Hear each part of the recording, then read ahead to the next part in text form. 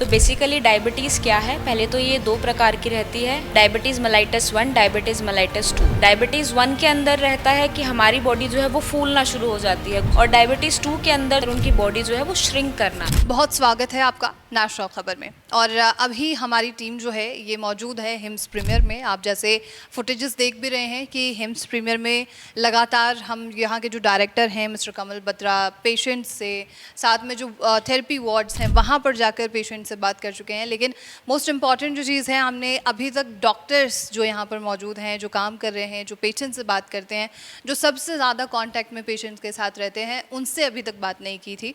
और इसी कड़ी में हमारे साथ मौजूद हैं डॉक्टर आशु चौधरी, और डायबिटीज़ पर ख़ास चर्चा होने वाली है। आपका बहुत बहुत स्वागत है। Thank you. और डायबिटीज़ आखिर क्या चीज़ है, इसके बारे में आयुर्वेद क्या कहता है, ये मुझे आप बताइए। डायबिटीज़ को आयुर्वेद के अंदर प्रमेह रोग के नाम से जाना जाता है। तो बेसिकली डायबिटीज़ क्या है? पहले तो ये दो प्रकार की रहती है, डायबिटीज़ मेलाइटस 1, डायबिटीज़ मेलाइटस 2। जो पहली वाली होती है उसके अंदर जो इंसुलिन है वो रेजिस्टेंट हो जाता है। दूसरी वाली के अंदर हमारी बॉडी जो है इंसुलिन का सही तरह से कहा जाए तो प्रयोग नहीं कर पाती है। डायबिटीज़ 1 के अंदर रहता है कि हमारी बॉडी जो है वो फूलना शुरू हो जाती है ग्लूकोज ज़्यादा बनने से। और डायबिटीज़ 2 के अंदर जो पेशेंट होते हैं डायबिटीज़ मेलाइटस 2 से जो ग्रस्त हैं, उनके अंदर उनकी बॉडी जो है वो श्रिंक करना, यानी कि जो उनकी बॉडी है वो धीरे धीरे वेट लॉस करना और लॉस की तरफ जाने लगती है। डायबिटीज़ टाइप 2 में हो रहा है। जी बिल्कुल। तो आयुर्वेद के अकॉर्डिंग इसे प्रमेह रोग से जाना जाता है, जिसके अंदर वात पित्त कफ जो हमारे 3 कंसेप्ट हैं जिन पे हमारा पूरा शरीर बना है आयुर्वेद के अकॉर्डिंग, उसमें जो कफ है यानी कि जो स्लाइमी है, जो कि शीत है, तो वो पार्ट जो कि स्वीट है, तो वो जो हमारा फैक्टर है वो हमारी बॉडी में बढ़ना शुरू होता है, और उसकी वजह से हम प्रमेह रोग यानी कि डायबिटीज़ से ग्रस्त हो सकते हैं। ठीक है।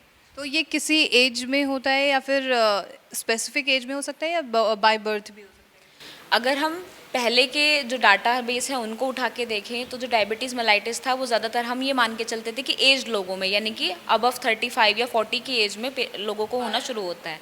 बट अब हम देखते हैं कि कुछ बच्चे ही पैदा होते ही उनको डायबिटीज़ की जो शिकायत है वो होती है। रीज़न बीइंग एक टाइप डायबिटीज़ का होता है जेस्टेशनल डायबिटीज़, यानी कि जो मदर होती हैं वो अपने खान पान का, जिस टाइम पे उनका गर्भ है उस टाइम पे वो खान पान ही अपना इस तरीके से रखती हैं कि मीठा ज़्यादा लेना, या फैमिली उनको एंकरेज करे कि नहीं आप मीठा लो, आप लड्डू लो, और उसकी वजह से वो अपनी शुगर जो है लेवल्स को कंट्रोल करना भूल जाती हैं, और एज इट इज़ वो जीन्स जो है उनके बच्चे में ट्रांसफ़र हो जाते हैं, जिसके कारण जो बच्चा होता है वो भी डायबिटीज़ लेके ही अपनी मदर की तरह पैदा होता है। यानी कि जो मदरहुड है उसी टाइम पे एक डिजीज़ हम कहते हैं जिसको कि गेस्टेशनल डायबिटीज़ कहते हैं, वो मदर अपने बच्चे में जाने अनजाने कहीं ना कहीं ट्रांसफ़र कर देती है। बेसिकली जेनेटिकली बच्चे। तो यहाँ पर जो पेशेंट्स आ रहे हैं वो कहाँ कहाँ से आ रहे हैं, डायबिटीज़ के पेशेंट? जो पेशेंट्स हैं वो लोकली जो हमारा आसपास का एरिया है, गुड़गांव का, दिल्ली का, फरीदाबाद, नोएडा, इस बेल्ट का जो एरिया है यहाँ से पेशेंट हमारे पास ज़्यादा आते हैं। रीज़न बीइंग आयुर्वेद के अंदर प्रमेह रोग का एक कारण बताया गया है सेडेंट्री लाइफस्टाइल। तो being from a very good family and having like a good amount of money, कहीं ना कहीं ये हमारे लिए एक अच्छी बात है, बट यहीं पे हम लैग भी कर रहे हैं क्योंकि जो हमारा लाइफस्टाइल है वो सेडेंट्री होता जा रहा है। हमारे पास हर चीज़ के लिए मेड्स हैं, नौकर हैं, हमारे पास रोबोटिक्स हैं, मशीन्स हैं, और कहीं ना कहीं इसीलिए इसीलिए हम आलकसी होते जा रहे हैं, और वो बिल्डअप हमारे ग्लूकोज लेवल को बढ़ा रहा है, जिसकी वजह से यहाँ के जो लोग हैं वो ज़्यादातर हमारे डायबिटीज़ के पेशेंट हैं। डायबिटीज़ के पेशेंट हमें राजस्थान के एरिया, गुजरात से, या ऐसे एरिया जो कि थोड़े से रूखे सूखे से एरिया हैं वहाँ से थोड़े कम मिलते हैं, बिकॉज उन लोगों का वहाँ पे वर्कलोड ज़्यादा है। अगर आप देखेंगे तो जो भी लेबर जो हमारा वर्ग है वहाँ से हमें डायबिटीज़ के पेशेंट कम मिलते हैं। 90% जो पेशेंट हमें मिलते हैं वो इसी तरीके के पेशेंट मिलते हैं जो कि एक वेल बीइंग फैमिली से बिलोंग करते हैं, अच्छी जगह से आ रहे हैं। जो लोग अब लेज़ी होते जा रहे हैं या अपने लाइफस्टाइल को चेंज कर रहे हैं बहुत तेज़ी से। ओके, तो डायबिटीज़ एक ऐसी प्रॉब्लम है जिसे कंट्रोल ही किया जा सकता है, इसे रिवर्स कर पाना कहीं ना कहीं मुश्किल हो जाता है। तो क्या कोई ऐसा तरीका है आयुर्वेद में कि डायबिटीज़ को रिवर्स किया जा सकता है? जी, डायबिटीज़ को रिवर्स किया जा सकता है, उसके लिए हमारा खान पान, जो डाइट है, वही डाइट हम यहाँ पे डॉक्टर BRC जो हमारा हिम्स प्रीमियर है यहाँ पे हम फॉलो करा रहे हैं। डाइट के अंदर हमें क्या ध्यान रखना होता है कि अगर हम बिल्कुल लेमैन लैंग्वेज में कहें कि हमें मीठी बीमारी है तो हमें कड़वे की तरफ स्विच होना पड़ता है, जो कि लोग ऑपोजिट करो।